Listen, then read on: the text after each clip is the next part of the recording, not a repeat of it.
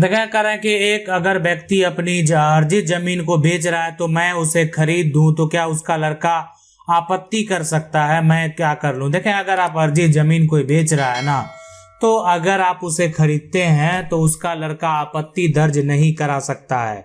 क्यों नहीं करा सकता है? कि अर्जित संपत्ति है। अर्जित संपत्ति कोई भी अपनी स्वेच्छा से बेच सकता है। अगर अर्जित संपत्ति बेचने वाला जीवित है ना, जिसका वो अर्जित संपत्ति है वही बेच रहा है, तो उस पे उसका बेटा हो या कोई भी हो परिवार का सदस्य, वो दावा पेश नहीं कर सकता है। उस पे सिर्फ उसी का अधिकार है। अगर आप उसको खरीदते हैं, कोई भी आपत्ति अगर दर्ज करता भी है तो आपको कभी भी लाइफ टाइम किसी प्रकार का कोई दिक्कत नहीं होगा। लेकिन अगर कोई व्यक्ति पैतृक संपत्ति यानी अपने बाप दादा की संपत्ति को बेचता है, तो वो भी अगर उस व्यक्ति के नाम पर है, यानी उसके परिवार में बंटवारा हुआ है, सभी का संपत्ति अपने अपने नाम पर मौजूद है, तब आप खरीद सकते हैं। किसी प्रकार का कोई दिक्कत नहीं है। प्रॉपर्टी अगर अभी भी ज्वाइंट है तो उस केस में भी आप खरीद सकते हैं, लेकिन जिसका और व्यक्ति जिसका नाम दर्ज है उसका सपोर्ट होना चाहिए, वो व्यक्ति गवाह होना चाहिए। लेकिन अगर आप जिससे प्रॉपर्टी खरीद रहे हैं पैतृक संपत्ति है, अगर वो गवाह नहीं है, परिवार का सदस्य कोई अपना जो है मन से सिर्फ हिस्सा बेच रहा है, परिवार में उसके बेटे द्वारा, भाई द्वारा कभी अगर आपत्ति दर्ज किया जाए तो समस्या उत्पन्न हो सकता है। तो इसलिए प्रॉपर्टी खरीदने से पहले इस सभी कंडीशन को देखना बेहद जरूरी होता है कि आप जो प्रॉपर्टी खरीद रहे हैं वो किस प्रकार की प्रॉपर्टी खरीद रहे हैं, किसी का पैतृक संपत्ति है या किसी का अर्जित संपत्ति है। अर्जित अगर कोई बेच रहा है तो आप बेझिझक खरीदिए, उसमें आपको किसी प्रकार का कोई भी लड़का आपत्ति दर्ज भी कर देता है, आपको किसी प्रकार का भी समस्या अब नहीं होने वाला है। ठीक है। अगला सवाल है, सर हमने जमीन खरीदा था, जमींदार 3 भाई है, एक भाई के नाम से जमाबंदी शो करता है, दूसरे भाई के भाई से जमीन जो है लिखवाए थे, उस जमीन में दूसरा भाई का भी हिस्सा है, जमीन मोटेशन कैसे होगा? तो देखें, अगर एक से पूरा खरीद लिए हैं और दूसरा भाई का भी नाम है तो दूसरा भाई अगर सपोर्ट किया है तो मोटेशन हो जाएगा। लेकिन अगर दूसरा भाई सपोर्ट नहीं किया है तो फिर दिक्कत हो जाएगा। जमीन जब आप खरीद रहे थे, अगर मान लेते हैं वो 3 भाई है, अगर मान लेते हैं एक भाई के नाम से शो कर रहा है तो दूसरा जो भाई है ना, तो दूसरा भाई एक भाई के नाम से है, दूसरा भाई का नाम शो नहीं कर रहा, तो इसमें तो त्रुटि है। पहले इस प्रकार का सुधार तो करवाना होगा, और नहीं अगर कोई भाई अगर आपत्ति दर्ज कर दिया तो और ज्यादा समस्या उत्पन्न हो सकता है।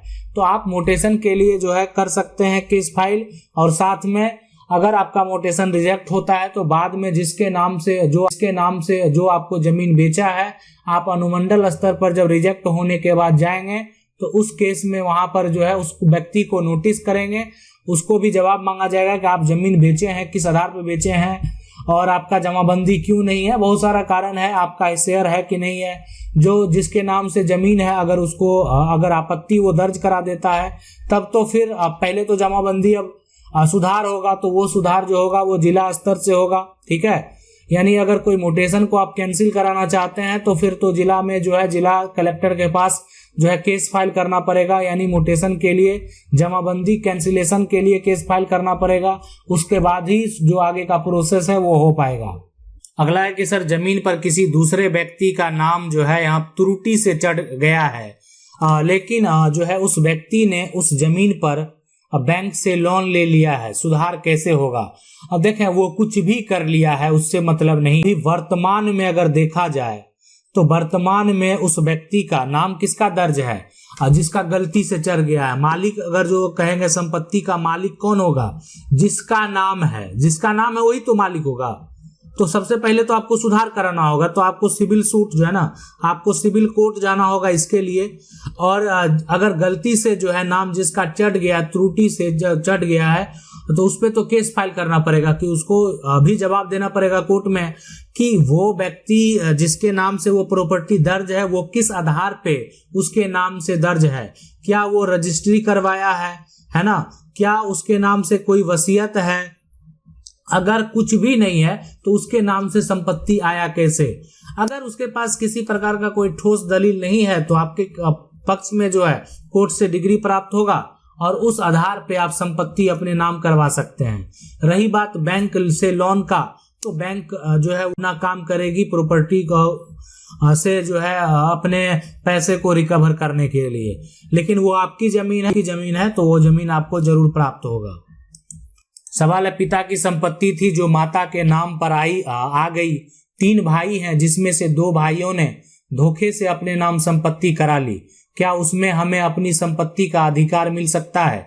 देखें, पिता का संपत्ति है, अब माता के नाम पर आ गई, या 3 भाई जिसमें से 2 भाई अगर धोखे से करा लिया अपने नाम पर, ठीक है, पूरी संपत्ति करा लिया, तो अधिकार क्यों नहीं मिल सकता है? संपत्ति तो पिता का है, पिता के 3 बेटे हैं, तीनों का अधिकार होगा।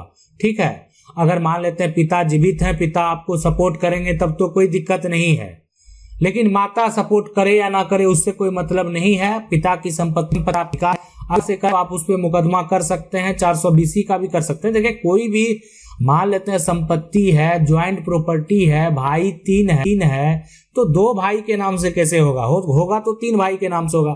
अगर कोई गलत इंफॉर्मेशन दिया है तो आप उस पर 420 का मुकदमा भी कर सकते हैं, धोखाधड़ी का मुकदमा भी कर सकते हैं, और समझ सकते हैं उसके लिए उस व्यक्ति को सजा भी हो सकता है जो धोखे से ऐसा काम किया है। अगर वो देने के लिए राजी हैं तब तो अच्छी बात है, अगर वो देने को राजी नहीं है तब तो आपको कोर्ट जाना चाहिए, आपको केस फाइल करना चाहिए, तभी आप वो संपत्ति प्राप्त कर सकते हैं। और रही बात अगर अधिकार की बात, तो आपका अधिकार 100% तय है, आपको अधिकार मिलेगा। अगला सवाल है, सर मैं MP से हूं और मेरे को एक जानकारी चाहिए, परदादा की संपत्ति है, इसका कोई जो है यहाँ पर औलाद नहीं था, परदादा जो है 3 भाई था, जिसका यहाँ पर जो है शिवा, गंगा और यहाँ पर जो भी है मेरे दादा, क्या उसका संपत्ति का हकदार जो है किसका होगा? कानूनी उत्तराधिकारी। देखें, अभी अगर बात करें दादा, ठीक है, परदादा जो है ना, परदादा की संपत्ति है और परदादा की संपत्ति है और इसका कोई औलाद नहीं था। ठीक है, अब देखें जो भी है, अब परदादा जो है 3 भाई थे, तो परदादा मान लेते हैं इनका जो भाई है ये भी भाई है और ये भी भाई है। अब इस भाई का अगर कोई औलाद नहीं है तो उस केस में इस संपत्ति के हकदार जो है इस भाई की मृत्यु के बाद, जब इनकी मृत्यु हो जाती है तो इनकी पत्नी का हक होगा। पत्नी का अगर मृत्यु हो जाता है और कोई भी वसीयत नहीं किया गया है किसी प्रकार का, तो इस संपत्ति का हकदार ये 2 भाई होगा। ठीक है, और ये 2 भाई के जो वंशज हैं यहाँ पर वही इसके हकदार होंगे। तो अगर कोई भी पत्नी का रिलेशन आके ये दावा करेगा कि ये संपत्ति, इसलिए कि संपत्ति तो पूर्वज से प्राप्त संपत्ति है, तो इसलिए पत्नी का, भाई का अगर बिना वसीयत का कोई अगर दावा करता है तो उसका संपत्ति कभी भी नहीं होगा। ये संपत्ति जो है वो भाई के वंशज का ही होगा। अगला सवाल है, हेलो सर, हम एक गरीब परिवार से खेती बाड़ी करते जो है, मेरे पापा 3 भाई, बड़े पापा का एक लड़का, बड़े पापा गुजर चुके हैं और मेरे जो मझले पापा जो है ना औलाद, उनका देहांत हो चुका है, उनका मुख अग्नि हम किए हैं, यानी छोटे बेटे हैं। भाई जो है लड़का, हमें आपसे जो है गुजारिश, हमारी जो है मझली माँ जीवित है, अब उनकी प्रॉपर्टी का अधिकार कौन हो सकता है, जिसमें मेरी मझली माँ अपने जो है छोटे भाई को संपत्ति का मालिक बनाना चाहती है, आपसे गुजारिश है, राय दें। देखें, सबसे बड़ी बात है कि जो संपत्ति है, क्या 3 भाई में बंटवारा हुआ कि नहीं हुआ, सबसे बहुत पॉइंट वाली बात है। अगर ये पूरी संपत्ति है, अब ठीक है, ये जो है तीनों ज्वाइंट है, या ये यहाँ पर ये 3 भाई हैं, भाई का ठीक है भाई है, भाई का अपना अपना शेयर होगा, अलग होगा, लेकिन अभी भी ये इनके पिता के नाम दर्ज है। इसका मतलब ये होता है कि पिता की संपत्ति है और बंटवारा नहीं हुआ। अब एक भाई की मृत्यु हो जाती है तो उसका जो हक होगा, उसकी जो पत्नी है, ठीक है, उसका उपयोग कर रही है, लेकिन बंटवारा बिना बंटवारा किए वो किसी को संपत्ति दे नहीं सकती है।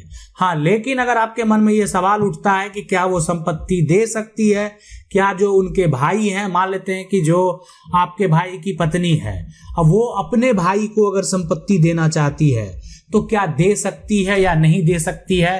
तो इसका जवाब हाँ है, वो दे सकती है। वो स्वेच्छा से अगर देना चाहे तो उनको अधिकार है, वो बेच सकती है। लेकिन अगर ये बंटवारा नहीं हुआ है तो आप उस पर ऑब्जेक्शन लगा सकते हैं कि जब तक संपत्ति का बंटवारा नहीं होगा आप नहीं बेच सकते हैं संपत्ति, इसलिए कि ये संपत्ति आपके पिता की है, आपके दादा की है, तो उस केस में हाँ, अगर मान लेते हैं उनका भाई का जो खरीदा हुआ अपना संपत्ति है, तब तो स्वतंत्र है देने के लिए, तब आप कुछ नहीं कर सकते हैं। लेकिन अगर ये संपत्ति पूर्वज से प्राप्त है तो आप ऑब्जेक्शन लगा सकते हैं कि बिना बंटवारा आप जो है किए आप कुछ नहीं कर सकते हैं। आशा करते हैं वीडियो अच्छा लगा होगा। वीडियो को लाइक जरूर कर दें।